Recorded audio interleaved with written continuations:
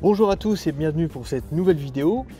Alors aujourd'hui, Capital Auto vous emmène à la découverte non pas de cet Opel Manta des années 70, mais du tout nouveau SUV urbain de la marque, l'Opel Mokka. Donc c'est un SUV qui sortira en février 2021 et vous allez voir qu'il s'inspire un peu de ce coupé.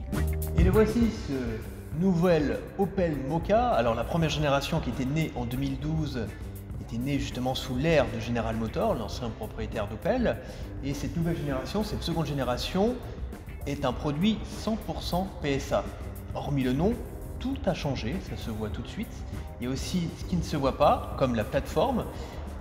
Le nouveau Mokka repose sur la même plateforme que les Peugeot 2008 ou DS3 Crossback, mais il est dans un format quand même un peu plus court que le 2008, car il mesure 4,15 m contre 4,30 m pour le 2008. Et surtout, côté style, on le voit tout de suite, ça met vraiment une claque par rapport à tout ce qu'on a connu chez Opel ces dernières années. Mais nous allons laisser la parole à Jean-Marie Pley, qui est designer chez Opel, qui va nous en parler plus en détail. Jean-Marie, bonjour. Alors, vous avez travaillé sur ce projet du nouveau Mokka. Tout à l'heure, vous disiez que vous n'étiez pas trop inspiré par le néo-rétro pour ce nouveau Mokka, et pourtant, il s'inspire beaucoup d'anciens modèles de la marque. Tout à fait, alors nous ne faisons pas de rétro design chez Opel, mais par contre pour réaffirmer notre identité, on a puisé dans les anciens modèles de la marque qu'on peut trouver au musée Opel qui est tout près du centre de design, donc on y va régulièrement pour s'inspirer. Et pour le nouveau Mokka qui est le premier modèle en série qui montre notre nouvelle identité, qui arbore notre nouvelle face avant, on s'est inspiré de la Manta A avec cette face avant très épurée, en un seul élément qui regroupe tout ce qui compose la face avant d'une automobile. Le Mokka a légèrement rétréci par rapport à la génération précédente pour adopter des proportions beaucoup plus harmonieuses, avec un empattement un peu plus long pour favoriser l'habitabilité. On a les roues aux quatre coins, une base très large qui lui donne une allure très athlétique, ce qui était notre volonté. Et on le voit aussi au niveau, donc là on est sur une finition GS Line, donc plutôt type Sport. Et on voit aussi qu'il y a pas mal d'éléments de personnalisation, quelque chose qui était apparu sur ce segment. Est-ce que vous ciblez vraiment une nouvelle clientèle par rapport à l'ancien? On cherche à séduire les gens qui veulent rester ouverts d'esprit et plutôt jeunes dans leur tête. Et la personnalisation, c'est une demande très forte de la clientèle et notamment dans ce segment. Et c'est pour ça qu'on a mis le paquet et dès le départ du projet, puisque toutes les découpes de carrosserie, la manière dont on a dessiné le toit, dessiné la ligne de toit, ont été pensées dès le départ pour adopter le deux tons.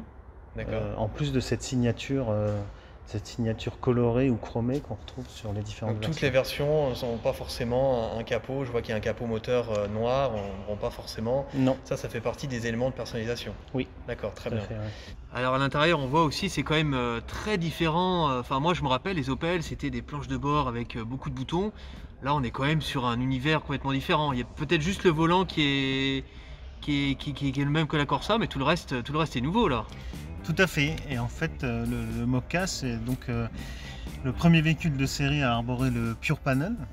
Donc l'organisation de tous les écrans présents dans l'habitacle en un seul et même élément graphique.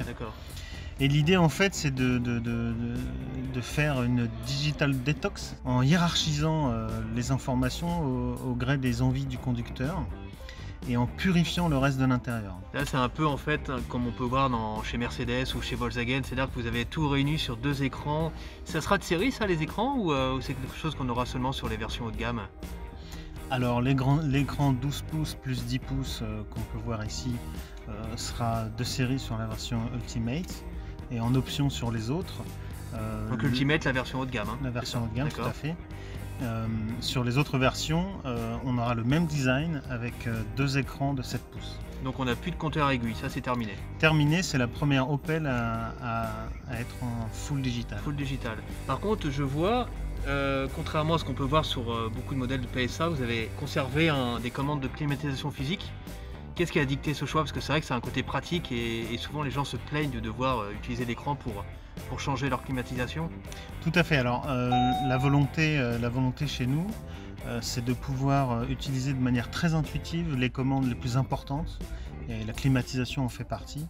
Et on tient vraiment à garder des commandes physiques parce que c'est la culture de l'automobile allemande, d'avoir une ergonomie intuitive et sans faille. Et pareil, je vois qu'il n'y a plus de levier de vitesse, c'est terminé ça maintenant chez Opel aussi?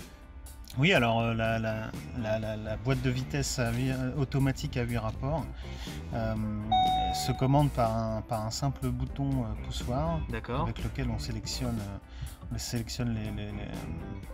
mode de conduite. Une boîte de vitesse automatique n'a pas forcément besoin d'un levier, un simple bouton suffit, et donc on est allé vers la solution la plus simple et la plus pure possible. D'accord, très bien. Bah écoutez Jean-Marie, merci beaucoup. Merci à vous. Alors première chose à laquelle il faut faire attention en rentrant à l'arrière, c'est l'ouverture de la porte qui est assez étriquée, on pourrait facilement se cogner la tête. Par contre, une fois qu'on est à l'arrière, c'est vrai qu'on a suffisamment de place pour les jambes. Bon, c'est pas digne d'une grande berline, mais ça reste acceptable. Par contre, on trouve un peu le même défaut que dans le DS3 Crossback, c'est-à-dire qu'on a une sensation d'étouffement, on a une surface vitrée assez faible, on a un sillage avant qui est assez massif. Donc c'est pas ce qu'il y a de plus agréable, et surtout on voit vraiment les limites de la modularité ou de l'espace, la vie à bord par rapport au Crossland. On n'a pas par exemple de banquette coulissante, on reste assez serré, on a un tunnel de transmission de servitude qui est assez imposant, ce qui gênerait pour un troisième passager. On n'a pas d'aérateur à l'arrière non plus, mais par contre on a 2 ports USB, ça c'est bien, surtout aujourd'hui avec tous les téléphones ou les tablettes qu'on peut avoir.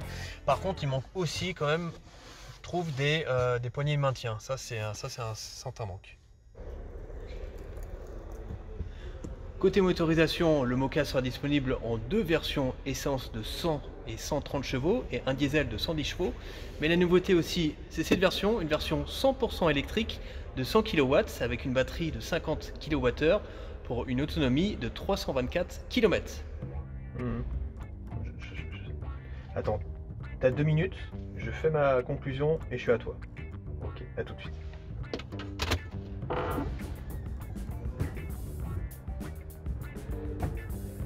Et voilà, cette présentation, cette découverte de nouvelle Opel Mokka touche à sa fin. Alors pour nous à Capital, c'est une bonne surprise. Il y a longtemps qu'une Opel ne nous avait fait pas autant désirer, que ce soit sur le plan du style, mais aussi des équipements technologiques, notamment à l'intérieur. Nous, on est persuadés que ce nouveau SUV va bousculer un peu le marché des petits SUV urbains, mais il va falloir se montrer encore un peu patient, car la commercialisation en France n'est pas prévue avant février 2021. Ça nous laisse le temps de vous dire à très bientôt avant les premiers essais. Allez, ciao, à bientôt sur Capital Auto.